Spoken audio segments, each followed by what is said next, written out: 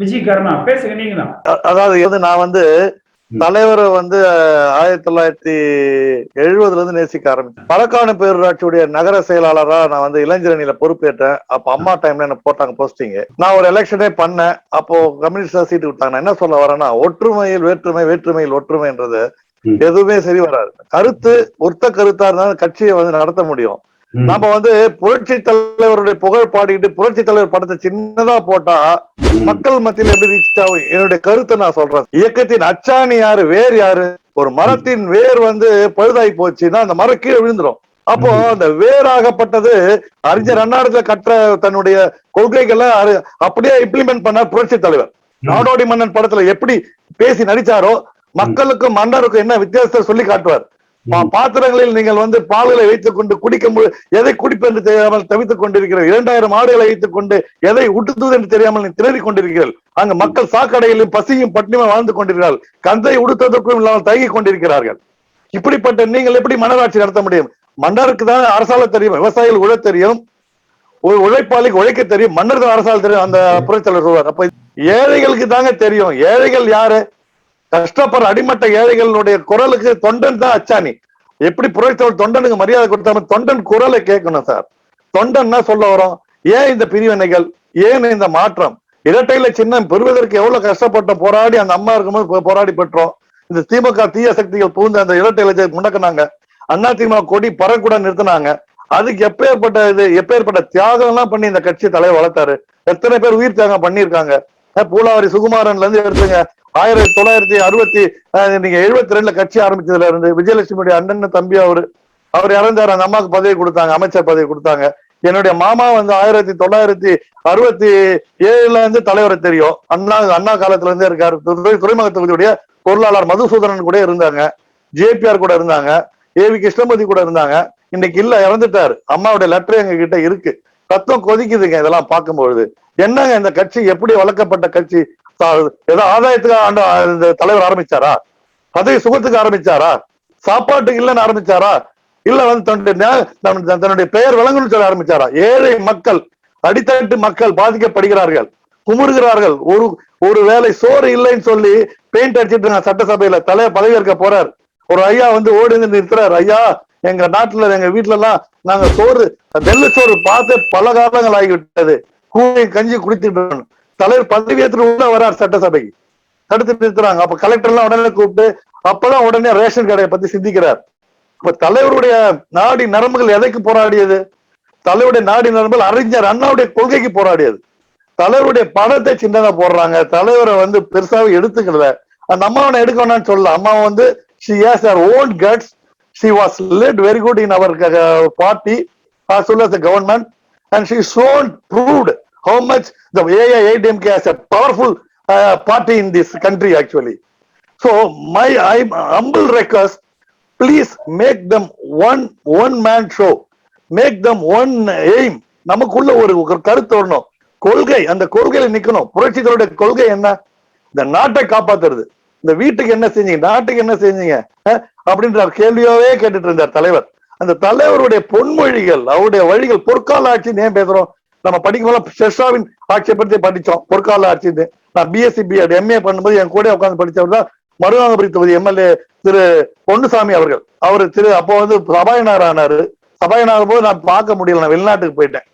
என் கூடயே மரக்காணத்துல அனுமந்தியில இருந்தார் கருணாநிதி, ஒன்றிய செயலாளராக இருந்தாரு. மரக்காணத்துல எம்ஜிஆர் இளைஞரணி MC தாமோதரனை பார்த்தோம், ஈரா சந்தையா பார்த்திருக்கோம், ஜனார்தனை பார்த்திருக்கோம். அவருக்கு பாருங்க, அவருக்கு வந்து பூனகிரி சீட்டு கொடுத்தாங்க அம்மா. ஆனா வந்து அவர் அதை காப்பாத்திக்க முடியல. அந்த சீட்டை ஒழுங்கா அப்ளை பண்ணி எம்எல்ஏ ஆக முடியல அவரால். ஏதோ தப்பு நடந்து போச்சு. நான் ஊர்ல இல்ல அப்போ. இப்ப என்னுடைய ஆதங்கம் எல்லாம் கட்சி வீணாயிடுது. பாண்டிச்சேரியில இருந்து பேசுறதா மனம் குமுறுது சார் எனக்கு. 6 சீட்டு ஜெயிச்ச கட்சி இன்னைக்கு 1 சீட்டு ஜெயிக்கல பாண்டிச்சேரியில. என்ன நிலவரம்? பிஜேபி கூட உடன்பாடு நமக்கு வேண்டான்றது என்னுடைய கருத்து சார். பிஜேபி கூட எதுக்கு நம்ம வந்து சேரணும்? இந்த கட்சி வந்து ஆரம்பிக்கப்பட்ட போது எத்தனை பேர் ரத்தம் சிந்தினாங்க? எங்க மாமா அடிச்சு நடுத்தல போட்டாங்க சார். நைட்டு மீட்டிங் பேசிட்டு வரும்போது மண்ணடியில ஆச்சரிய பஞ்சர்ல வந்து பாத்தீங்கன்னா மறுபிறவி எம்ஜிஆர் ரசிகர் மன்றம் வச்சிருந்தார் சென்னையில. மண்ணடி கிருஷ்ணமூர்த்தி, MP ஜியாவுதீன், இந்த லிஸ்ட் எடுத்து பாருங்க. பழைய லிஸ்ட்ல எங்க மாமா பேர் இருக்கும். தலைவர் வந்து மாமா தாமுன்னு கூப்பிடுவார். நான் கட்சியில் இணைக்கப்பட்ட பிறகு எவ்வளவு போராடி ராத்திரி பகல் ஒரே நல்ல 10 மேடை பேசினவன் நான். Pondicherry wash out. எப்ப பாண்டிச்சேரி முதல் ஆட்சி அமைத்த கட்சி அனைத்து இந்திய அண்ணா திராவிட முன்னேற்ற கழகம். ஒவ்வொருத்தருடைய வீட்டிலும் புரட்சியாளர் போட்டோ எல்லாம் வீடே கிடையாது. இன்னைக்கு இப்படிப்பட்ட நிலைமை ஏற்பட்டு இருக்கு சார். மனம் கொதிக்குது சார் எங்களுக்கு எல்லாம். நாங்கள தலைவருடைய ரத்தத்தின் ரத்தமான உடம்பு. நாங்க பதவிக்கோ பணத்துக்கோ சுகத்துக்கோ ஆசைப்பட்டு இந்த கட்சியில் இல்லவே இல்லை. ஏழைகளுக்கு செஞ்ச கட்சி. தலைவர் உணர்வுகள் என்ன, தலைவருடைய அடிப்படை கருத்து என்ன, அதையே மறந்துட்டு இப்படி இருக்கிறாங்க. ஒருத்தருக்கு ஒருத்தர் நீயா நானா பெருசா போட்டுக்கிட்டு இப்படி எல்லாம் ஒருத்தர் உட்கார்ந்து ஒருமித்த கருத்தோடு தலைமைச் செயலகத்துல தலைவர் வழிகளை நினைத்து பார்க்க வேண்டும், பழைய நினைத்து பார்க்க வேண்டும். சிலர் ஆசைக்கும் தேவைக்கும் வாழ்வுக்கும் வசதிக்கும் ஊரார் கால் பிடிப்பார் பாண்ட நான் நினைட்டல்ல. கரெக்டுங்களா இல்லையா? என்ன பிரயோஜனம்? நம்ம தலைவர் கொடியை போடுறது, சின்னதா போடுறது, தலைவர் போட்டோ மறைக்கிறது, என்னங்க இது? எங்க தட்டில் அகத்தில் வந்துருமா? எத்தனை படங்கள் தன் வீடியோ ஏலத்துக்கு கூட வந்த நேரத்தில் தலைவர் வாங்க சத்யசுடைய போயிடலாம் நாளைக்குன்னு சொல்லிட்டு இருக்கும்போது நல்ல வேலை அவருக்கு அந்த வீடு மீட்கப்பட்டது. ஜட்ஜி நல்ல வேலையா தலைவருடைய வீட்டை ஏலத்துல கொண்டு வரல. இதே தீய சக்தி கருணாநிதி வீடும் முரசொலி வீடும் ஏலத்துக்கு வரும்போது யார் காப்பாத்தி கொடுத்தது? தலைவர் காப்பாத்தி கொடுத்தார். எத்தனை பேர் வீட்டை காப்பாத்தி கொடுத்திருப்பாரு? எவ்வளவு பேர் தெரிஞ்சும் தெரியாமலும் இடது கை செய்யறது வலது கை தெரியாமலும் செஞ்சிருப்பாரு. எவ்வளவு சிம்பிளா வாழ்ந்து செத்து போனார் தலைவர். சாதாரண அம்பாசிடர் கார்ல போனார். நான் டெய்லி காலேஜுக்கு போகும்போது வேளச்சேரியில இருந்து, அதாவது சென்னை குரலகத்துல பாரிஸ்ல 21 இயர்ஸ் சேருவேன் சார். 1984 87 வேளச்சேரி குருநானக் கல்லூரியில் நான் படிக்கிறேன். தினமும் தலைவரை பார்த்து ஒரு நாள் தலைவார்னு கையெடுத்து வேகமா அந்த ஜன்னல்ல எகிரிட்டேன். வண்டி குனிஞ்சு பாக்குறாரு தலைவர். நான் கூட பயந்துட்டு காரை நிறுத்திடுவாங்களான்னு சொல்லி. நான் ஏன் சொல்ல வரேன்னா ஆதங்கம். இந்த வாய்ப்பை கொடுத்த அண்ணனுக்கு நான் ரொம்ப சந்தோஷத்தோட தலைவணங்கி உங்களுக்கு நன்றி சொல்றேன். நான் அதிகமா பேசுறேன்னா இல்ல உணர்ச்சி வசப்பட்டு பேசுறேன்னா அடி இதயத்திலிருந்து பேசுறேன்னா கடவுளுக்கு தான் தெரியும். நல் மனசாட்சியோட பேசுறேன் சார். இன்னைக்கு கட்சியில பாண்டிச்சேரியில நான் சொல்லுங்க ஐயா. நல்ல கருத்துக்களை நிறைய சொல்லியிருக்கீங்க. புரட்சி தலைவர் எம்ஜிஆர் அவர்களது படம் சிறிய படமா போடுற பொழுது நம்ம கடுமையான கண்டனத்தை தெரிவிச்சோம். அதற்கு பிறகுதான் பார்த்தீங்கன்னா அதை கொஞ்சம் பெருசு பண்ணாங்க. பட் இன்னுமே பார்த்தீங்கன்னா அந்த புரட்சி தலைவர் எம்ஜிஆரை விட 4-5 மடங்கு பெரிய சக்தியாக எடப்பாடி, ஓபிஎஸ், சசிகலா இவங்க எல்லோருமே நினைச்சுக்கிறாங்க. இதுல யாருக்கும் சளைத்தவர்கள் அல்ல. நம்மை பொறுத்த வரைக்கும் இந்த இயக்கத்தினுடைய ஆணி வேராக அஸ்திவாரமாக இருக்கிற புரட்சி தலைவர் எம்ஜிஆர் அவர்கள், அவர் வழி வந்த தொண்டர்கள், அந்த குடும்பத்தை சார்ந்தவர்கள், இதை ஒருங்கிணைத்து நான் இத போன நிகழ்ச்சியில கூட நான் சொன்னேன். வருகிற நகர்மன்ற உள்ளாட்சி தேர்தலில் கூட பார்த்தீங்கன்னா 40 வயசுக்கு கீழே இருக்கிறவங்களை நம்ம முக்கிய பொறுப்புகளுக்கு கொண்டு வந்தோம்னா அவர் இன்னும் 30-40-50 ஆண்டுகளுக்கு இந்த இயக்கத்தை ஒரு அடுத்த 100ஆண்டு விழா அதிமுக பொன் விழா 100ஆண்டு விழா கொண்டாடுகிற பொழுதும் கூட ஆளுகிற கட்சியாக அதிமுக இருக்கும். இன்றைய சூழ்நிலையில பார்த்தீங்கன்னா இவங்க எல்லோருமே சுயநலவாதிகள் தான். எல்லோரும்னா எடப்பாடி பழனிசாமி ஆகட்டும், ஓபிஎஸ் ஆகட்டும், சசிகலா அவர்கள் ஆகட்டும், இயக்கத்தின் நலனுக்காக இப்ப ஏதேனும் சண்டை நடந்ததுன்னா பரவாயில்ல, நம்ம இதுல யாரு சரி யாரு தவறுன்னு சொல்லலாம். எல்லாருமே இந்த 3 பேர்த்துக்குள்ள இருக்கிற பதவி போட்டி தான். அது அவர்கள் கழிப்பதற்காகத்தான். இப்ப இதுக்கு ஒரே தீர்வு என்னன்னா, புரட்சி தலைவர் எம்ஜிஆர் அவர்கள் உருவாக்கிய விதிகளின்படி தொண்டர்களாலதான் அந்த தலைமை என்பது தேர்ந்தெடுக்கப்படணும். ஏன்னா அந்த தொண்டர்களுக்கு தான் தெரியும். இந்த இயக்கத்தை தாங்கி பிடிப்பவர்கள் அவர்கள் தான் தெரியும். சரி, இது எப்படி நம்ம நடத்துறது? பல பேர் என்ன நினைக்கிறாங்கன்னா, அப்படி ஒரு தேர்தல் நடத்த முடியாதுங்கன்னு நினைக்கிறாங்க. அதெல்லாம் தவறு. நான் அதுக்கு பல நேரங்கள்ல நான் சொன்னேன், ஒரு 5 பேர் கொண்ட ஒரு குழு அமைக்கலாம். நான் இருக்கேன், ஓபிஎஸ் இருக்கட்டும், இபிஎஸ் இருக்கட்டும், சசிகலா இருக்கட்டும், நம்ம டெல்லி சென்னை உயர் நீதிமன்றத்துல போட்டு யாராவது ஒரு ஓய்வு பெற்ற ஒரு நீதிபதிய, இப்ப பல தேர்தல்கள் எல்லாம் நீதிமன்றமே ஒருத்தரை அப்பாயின்ட் பண்ணுவாங்க. அந்த தேர்தல் அதிகாரியாக ஒருத்தரை அப்பாயின்ட் பண்ண சொல்லலாம். கிளை முதல்ல ஒரு 3 மாத காலத்திற்கு எல்லா உறுப்பினர்களை முதல்ல சேர்க்கலாம். சேர்த்து எல்லோருக்கும் அந்த உறுப்பினர் அட்டைகள் கொடுக்கலாம். அடுத்து கிளைக்கழகங்கள், ஊராட்சி, அப்புறம் பேரூராட்சி, அப்புறம் ஒன்றியம், நகரம், மாவட்டம், அப்படியே வந்தோம்னா தலைமை வரைக்கும் வருகிற பொழுது ஒரு 2 ஆண்டு காலம் ஆகும். இதை செய்கிற பொழுதே பார்த்தீங்கன்னா அந்த அதிமுகவுக்குள்ள அந்த தொண்டர்களுக்குள்ள ஒரு ஒற்றுமை ஏற்படும். இந்த நகர்மன்ற தேர்தலை கொஞ்சம் குறைஞ்சபட்சம் எல்லோரும் ஒருங்கிணைந்து செயல்படுகிற பொழுது பார்த்தீங்கன்னா ஒரு கொஞ்சம் அதிக வெற்றியை வந்து நம்ம பெறலாம். சாதாரணமா இருந்து பெறுகிற வெற்றியை விட அதிக வெற்றியை பெறலாம். ஆனால் இந்த மாதிரி 2 வருஷத்துக்கு நம்ம இந்த இயக்கத்தினுடைய அடிப்படையை கட்டமைத்தால் வருகிற நாடாளுமன்ற தேர்தல்ல நம்ம மிகப்பெரிய வெற்றியை பெறலாம். ஆனால் பாரதிய ஜனதா கட்சியினுடைய கூட்டணி இருக்க தேவையில்லை, வேண்டாம். புரட்சி தலைவர் உண்டாக்குன கட்சியினுடைய தீவிர தொண்டர்கள் இன்னும் இருந்துட்டு இருக்கோம், உயிரோடு இருந்துட்டு இருக்கோம். 1953 பிறந்தவன்ல இருந்து இன்னும் உயிரோடு இருக்கிறாங்க சார். நாங்க வந்து கிட்டத்தட்ட 200 பேரவை வச்சிருக்கோம். புரட்சி தலைவர் எம்ஜிஆர் பேரவைன்னு சொல்லி சைதியார் ஒரு சைட்ல வச்சிருக்காரு, மரக்காண்டுல பாண்டிச்சேரியில முருகு பத்மநாபன் கூட நாங்க இருக்கிறோம். மற்றபடி பாத்தீங்கன்னா ஏகப்பட்ட பேரவைகளால சிதறி இருக்கிறவர்களை ஒன்று கூட்டி உண்மையான அடிமட்ட தொண்டன் இன்னும் வந்து ரத்தம் கொதிஞ்சிட்டு இருக்கான் சார். இதுக்கு நீங்க அருமையான ஒரு விளக்கம் கொடுத்து பேசி எனக்கு ரொம்ப சந்தோஷமா இருக்கு. அதாவது அதிமுக தொண்டர்களுக்கு அந்த உணர்வுகள் இருக்குது, தைரியம் இருக்குது, தனிச்சு நிக்கலாம், நாங்கள் தேர்தல் களத்தை சந்திக்கலாம், தயார், தனித்து போட்டியிடுவோம் என்கிற அந்த தைரியமும் தன்னம்பிக்கையும் வலிமையும் அதிமுக தொண்டர்கள்ட்ட இருக்கு. ஆனா இந்த தலைமையில் இருக்கிறாங்க பாருங்க, இவர்கள் பாரதிய ஜனதா கட்சியோடு கூட்டு வைப்பது வந்து வெற்றி பெறுவதற்கு அல்ல. இவங்க மேல ஊழல் வழக்கு வந்து லஞ்ச வழக்குகள் வந்து வந்துடக்கூடாது, கொலை கொள்ளை வழக்குகள் வந்து வந்துடக்கூடாது.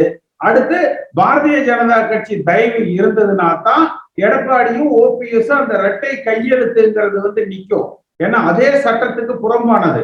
அதனால அந்த 2 பேரும் சேர்ந்து கையெழுத்து போடுகிற உரிமை தொண்டர்கள் மூலமாக தேர்ந்தெடுக்கிறதுனா இந்த உரிமையை வந்து அவர்கள் அவ்வளவு சீக்கிரம் பெற முடியாது. தொண்டர்களது அபிமானத்தை பெறணும். சசிகலாவும் பார்த்தீங்கன்னா இன்னைக்கு வரைக்கும் ஏதாவது ஒரு இடத்துல அவர் பிஜேபிக்கு எதிராக பேசுறது எனக்கு காட்டுங்க பார்க்கலாம். பேசல. அவங்களும் அவங்க மேல இருக்கிற வழக்குகள், அவங்களுக்குள்ள இருக்கிற அந்த சொத்து இதையெல்லாம் பாதுகாத்துக் கொள்வதற்காகத்தான் வந்து அவங்களும் முயற்சிக்கிறாங்க. உண்மை என்ன எதுக்கு நீக்கினாங்க?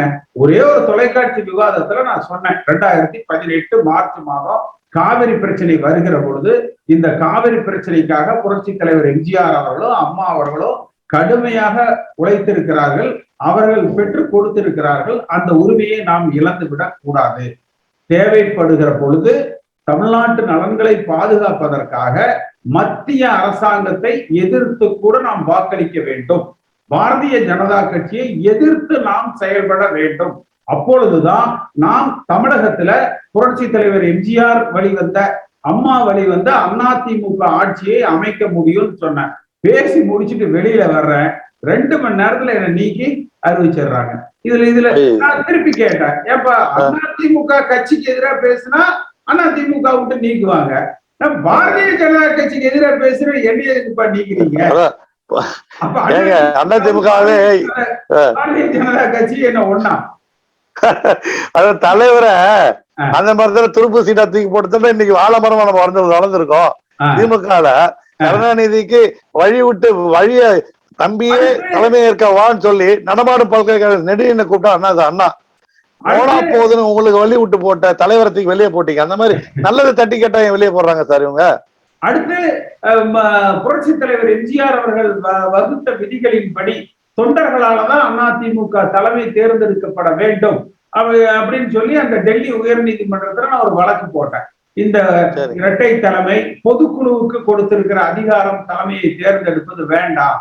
ஏன்னா அது டெல்லி உயர் நீதிமன்றத்துல அந்த ஜஸ்டிஸ் சிஸ்தானி என்பவர் என்னுடைய அந்த வழக்கறிஞரின் வாதத்தை கேட்டு, அதாவது நீங்க பேர் ஒருங்கிணைப்பாளர்னு வச்சுக்கோங்க, இல்ல பொதுச் செயலர்னு வச்சுக்கோங்க, ஆனால் எல்லா அடிப்படை தொண்டர்களும் சேர்ந்துதான் இந்த கட்சியினுடைய தலைமையை தேர்ந்தெடுக்க வேண்டும் என்கிற புரட்சி தலைவர் எம்ஜிஆர் அவர்கள் உருவாக்கிய, அம்மா அவர்கள் வழிநடத்திய அந்த விதிகளை மாற்றியது தவறு. This is my prime office பாயிண்டிங்னு கொடுக்குறாரு. அதை தேர்தல் ஆணையமும் அதிமுக கட்சியும் இபிஎஸ் ஓபிஎஸும் அமல்படுத்த உத்தரவிடுங்கள்னு போட்டேன். கரெக்டா எனக்கு 2020 பிப்ரவரி மாசம் 6ஆம் தேதி ஹியரிங் வருது. ஜனவரி மாசம் கடைசியில வந்து என்ன கைது செய்யறாங்க. கைது செஞ்சு என்ன சொல்றாங்க, நீங்க அதை வாபஸ் வாங்கிக்கிறோம்னா சொல்லுங்க, விட்டுறாங்க. இல்லைன்னா நாங்க வந்து ரிமைண்ட் பண்ணிடுவோங்கிறாங்க. அப்ப அரசியலுக்குன்னு ஒருத்தர், நாங்க இதையெல்லாம் விட கடுமையான அடக்குமுறைகளை 77க்கு முன்பாக அந்த திமுக ஆட்சி காலத்துல பார்த்துதான் அதிமுக வந்து வளர்ந்தது. நான் வாபஸ் வாங்க மாட்டேன், நீ என்ன செய்வியோ செஞ்சுக்க. அப்படின்னு சொன்னான். ஆனால் அன்றிலிருந்து பார்த்தீங்கன்னா அதிமுக தொண்டர்கள் என்னை தாங்கி பிடிக்கிறார்கள். அதனால அந்த கொள்கையில நம்ம வந்து உறுதியா இருக்கோம். அப்ப நமக்கு மூன்றே விஷயங்கள் தான். ஒன்று, பாரதிய ஜனதா கட்சியை எதிர்த்து நம்ம செயல்படணும். ரெண்டு, எப்போதும் போல நம் உணர்வுகளோடு ரத்தத்தோடு கலந்த உணர்வான திமுகவுக்கு எதிரான ஒரு கடுமையான அரசியலை நம்ம வந்து செய்யணும். மூன்றாவது, புரட்சி தலைவர் எம்ஜிஆரும் அம்மாவும் வகுத்த அந்த விதிகளின்படி அடிப்படை தொண்டர்களால இந்த கட்சியினுடைய தலைமை தேர்ந்தெடுக்கப்படணும். சாதிக்கும் மதத்திற்கும் அப்பாற்பட்டதாக அதிமுக இருக்கணும். லஞ்சத்துக்கும் ஊழலுக்கும் அப்பாற்பட்டதாக அதிமுக இருக்கணும். இந்த வழியில வந்து நாம ஒருங்கிணைந்து நம்மனா எல்லா அதிமுக தொண்டர்களும் ஒருங்கிணைந்து பயணிக்க ஆரம்பித்தால் இந்த தலைமையில இருக்கிறவன் அத்தனை பேர் சுயநலவாதி. எங்க கூட்டம் அதிகமா கூடுதோ அந்த பக்கம் சாஞ்சிருவோம். அவங்களுக்கு வந்து பெரிய கொள்கை, கோட்பாடு, லட்சியம், சிந்தனை இதெல்லாம் ஒண்ணுமே கிடையாது. பதவிதான் வந்து முக்கியம். அதனால எங்க தொண்டர்கள் சாய்கிறார்களோ அங்க திரும்பிடுவாங்க. அதனால நம்ம இப்ப செய்ய வேண்டியது இந்த தொண்டர்களை ஒருங்கிணைக்கிற பணியை வந்து நம்ம செஞ்சா போதும். அதைத்தான் இப்ப நம்ம செஞ்சிட்டு இருக்கிறோம். உங்க தொகுதி எதுங்க விஜய் கருணா? சார், என்னுடைய பேர் வந்து ஆக்சுவலா கருணாநிதி. கருணாநிதியா? பண்ணிக்கிறேன். இதுல வந்து ஆமா, எம்ஜி கருணாநிதி. நான் பாண்டிச்சேரியில உருளையன்பேட்டை தொகுதியில இருக்கேன் சார் நானு. ஓ, சரி சரி சரி. இப்ப பாண்டிச்சேரியில் இருக்கீங்க. அந்த பாண்டிச்சேரியோட போலதான் வந்து தமிழ்நாட்டிலேயும் வருகிற முறை அதிமுகவை அழித்து விட்டு பாரதிய ஜனதா கட்சி மறைமுகமாக ஆட்சி ஏற்படுத்த முயற்சிக்கிறாங்க. அதை தடுக்கிற வகையில வந்து நம்ம செயல்படுவோம். நல்ல கருத்துக்களை சொன்னீங்க. இதெல்லாம் சமூக வலைதளங்கள் இப்ப பார்த்தீங்கன்னா, இப்ப நம்ம பேசுற இந்த நிகழ்ச்சி என்னோட பேஸ்புக்ல லைவ் வரும், ட்விட்டர்ல வரும், யூடியூப்ல வரும். இதை எடுத்து எல்லா அதிமுக தொண்டர்களிடத்திலும் நண்பர்களிடத்திலும் பகிர்ந்தீங்கன்னா, அடுத்து நம்ம வாரத்துக்கு 2 முறை நம்ம இந்த நிகழ்ச்சியை நடத்துறோம். வருகிற புதன்கிழமை இருக்காது. ஏன்னா அன்னைக்கு தீபாவளிங்கிறதுனால அன்னைக்கு, அடுத்த நாள் தீபாவளிங்கிறதுனால அன்னைக்கு இல்ல. ஒவ்வொரு புதன்கிழமை மாலை 5:30 மணியும், ஒவ்வொரு ஞாயிற்றுக்கிழமை காலையில 11 மணிக்கு நடத்துறோம். இவர்களை போல நம்ம வந்து கொள்ளையடிச்சு வைக்கல. அதனால என்னன்னா, அந்த செலவு இல்லாம அந்த டெக்னாலஜியை நம்ம யூஸ் பண்றோம். எல்லோரையும் ஒன்று திரட்டுறோம். ஆனால் எல்லோரையும் என்னுடைய கணக்கு வந்து 234 நிகழ்ச்சிகள், 234 தொகுதிக்கு 234 நிகழ்ச்சி. இன்னைக்கு 134 ஆச்சு. இன்னும் வந்து 100 இருக்குது. 50 வாரம் பண்ணணும்னா அடுத்த வருடம் பாத்தீங்கன்னா செப்டம்பர்ல நம்ம வந்து அதை கம்ப்ளீட் பண்ணிடுவோம். அது இது போல நம்ம வந்து ஒரு எல்லாரையும் வந்து கனெக்ட் பண்ணிட்டோம்னா, அடுத்து நம்ம வந்து களப்பணியை நம்ம வந்து ஒவ்வொரு தொகுதிக்கா சுற்றுப்பயணம் செய்து அந்த தொண்டர்களை ஒருங்கிணைத்து வலிமையான அதிமுகவை கட்டமைத்து நாடாளுமன்ற தேர்தலில் 40க்கு 40 அதிமுக தனித்து நின்று வெற்றி பெற வேண்டும். அது அச்சாரமாக அமைந்தால் அடுத்து வருகிற ஆட்சி அதிமுக ஆட்சியா இருக்கும். அதை நோக்கி நம்ம வந்து பயணிப்போம். ரொம்ப கரெக்ட் சார், நீங்க சொன்னது ரொம்ப நன்றி. இப்போ உங்களுடைய நிலைப்பாடு என்ன சார்? இதுல எது தனியா இப்போ இந்த இயக்கத்துக்காக எனக்கு வந்து இந்த தனி கட்சி ஆரம்பிக்கிறது, தனி அணி ஆரம்பிக்கிறது, அதெல்லாம் அதிமுக நம்ம கட்சிங்க. நம்ம வந்து விட்டுட்டு ஓடணும். இன்னும் நிறைய இளைஞர்கள் எல்லாம் சொல்றது, என் தலைமுறைக்கான தலைவனை தேர்ந்தெடுக்க உரிமை எனக்கே உள்ளது, அப்படித்தான் அவங்க நினைக்கிறாங்க. அதனால இது நம்ம கட்சி. இவங்க வந்து அந்த பிஜேபி சப்போர்ட்ல நின்றுட்டு இருக்கிறாங்க. தொண்டர்கள் அணி திரண்டால் காற்றாற்று வெள்ளம் போல வந்து நீங்க வந்து வந்ததுன்னா ஆட்டோமேட்டிக்கா இதெல்லாம் அவங்க எல்லாம் பின்னாடி வந்துருவாங்க. இப்ப இருக்கிறவங்க எல்லாம் ஒரு பெரிய கொள்கைவாதிகளோ லட்சியவாதிகளோ எல்லாம் கிடையாது. அவங்க காலையில கதவை திறந்தா போலீஸ் வெளியே நிக்குதான்னு பார்த்துட்டு தான் வெளியில ஹாஸ்பிட்டலுக்கு போறதா இல்ல வந்து வீட்டுல இருக்கிறதான்னு முடிவு பண்றான். நம்ம வந்து அந்த மாதிரிலாம் எதுவும் இல்லை. நம்ம பிஜேபியை எதிர்த்து செயல்பட தயாரா இருக்கிறோம், திமுகவையும் எதிர்த்து செயல்பட தயாரா இருக்கிறோம். அதிமுக தான் நம்ம கட்சி. இந்த கட்சி நம்ம கட்சி. நம்ம என்ன ஒரே இது, பொதுச்செயலாளர் தேர்தல் வை, நான் போட்டி போடுறேன், சசிகலா நெல்லு, ஓபிஎஸ் நெல்லு, இபிஎஸ் 3 பேர் வேணாலும் சேர்ந்து நெல்லுங்க, 3 பேர் வேணாலும் சேர்ந்து நெல்லுங்க. எல்லோரையும் எதிர்த்து நிற்கிற துணிவும் திராணியும் எம்ஜிஆர் வழிவந்த என் போன்ற லட்சம் தொண்டர்களுக்கு இருக்கு. அதை வந்து நம்ம செஞ்சு காட்டுவோம். அதனால நம்ம தனி அணி கிடையாது, தனி கட்சி கிடையாது.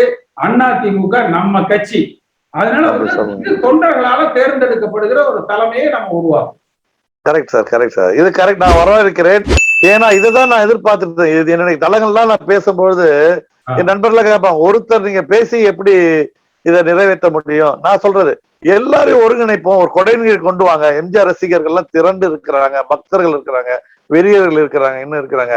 அப்ப இதை நீங்க ஒருங்கிணைக்க முயற்சி பண்ணுங்க. என்ன இதை ஒருங்கிணைச்சிட்டீங்கனாலே பல பேர் நினைக்கிறாங்க இவர் சும்மா கம்ப்யூட்டர்ல உட்கார்ந்துட்டு ஜூம்ல பேசிட்டு இருக்கிறாருங்கன்னு. இப்ப உங்களை எனக்கு எப்படி தெரியும், என்ன உங்களுக்கு எப்படி தெரியும்?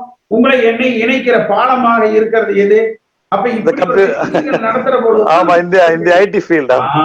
அப்ப எனக்கு 234 நிகழ்ச்சிகளை நம்ம இப்படி நடத்துற பொழுது ஒவ்வொரு நிகழ்ச்சிகளையும் பார்த்தீங்கன்னா அந்த பேசணும்னு வர்றவங்களே 80 பேர் 100 பேர் அளவுக்கு வர்றாங்க. சென்ற நிகழ்ச்சியில 106 பேர் பேசணும்னு சொல்லி வந்தாங்க. இப்ப 70 தாண்டிக்கிட்டு இருக்கிறோம். இன்னும் முடிகிற பொழுது பார்த்தீங்கன்னா 80 வந்துடும். எல்லா நிகழ்ச்சிகள்லயும் சாதாரணமா 200 எல்லாம் வந்துருது. அப்ப ஐயா 24 தொகுதிக்கு 200 பேர் இந்த உணர்வோடு நம்ம இறங்கினாங்கன்னா, அது போக இந்த சமூக வலைதளங்கள்ல பகிர்றவங்க, இதை பேஸ்புக் லைவ்ல பார்த்தீங்கன்னா சாதாரணமா இப்ப நம்ம இங்க நடத்துற நிகழ்ச்சிய 1000 பேர் பேஸ்புக் லைவ்ல பார்த்துட்டு இருப்பாங்க. 300 பேர் 250 பேர்ல இருந்து 300 பேர் வரைக்கும் ட்விட்டர்ல பார்த்துக்கிட்டு இருப்பாங்க. அப்ப பல தளங்கள்லயும் நம்ம தொண்டர்களை ஒருங்கிணைத்துக் கொண்டு இருக்கிறோம். இந்த ஒருங்கிணைப்பு முயற்சிகளை நம்ம தொண்டர்களை தொடர்பு அளவுக்கு, அறிமுகம் அளவுக்கு, அவங்க தொலைபேசி எண் அளவுக்கு நம்ம பயன்படுத்திக்கிட்டு களத்தில் நம்ம நிச்சயமா 50வது ஆண்டு பொன் விழாவை துவக்கத்தை இவர்கள் செய்திருக்கிறார்கள், நிறைவை நம்ம செய்வோம். அந்த பொன் விழா நிகழ்ச்சியை மிகப்பெரிய அளவுல நம்ம அந்த நிகழ்ச்சியை நடத்தி எல்லா தொகுதிகளுக்கு 234 தொகுதிகளுக்கு சுற்றுப்பயணம் போவோம். வருகிற தேர்தல்ல கடுமையான ஒரு உழைப்பையும் அதிமுகவுக்கு மிகப்பெரிய வெற்றியையும் நம்ம பெறுவோம். ரொம்ப நன்றி சார். இந்த காணொலியை காணும் தமிழ் உள்ளங்களுக்கு ஒரு அன்பான வேண்டுகோள். சேனலை சப்ஸ்கிரைப் பண்ணிட்டீங்களா? பண்ணலனா மறக்காம சப்ஸ்கிரைப் பண்ணுங்க. சப்ஸ்கிரைப் பட்டனையும் பெல் ஐக்கனையும் உடனடியாக கிளிக் பண்ணுங்க. உங்கள் அன்பும் ஆதரவும் என்றைக்கும் எங்களுக்கு தேவை. நன்றி.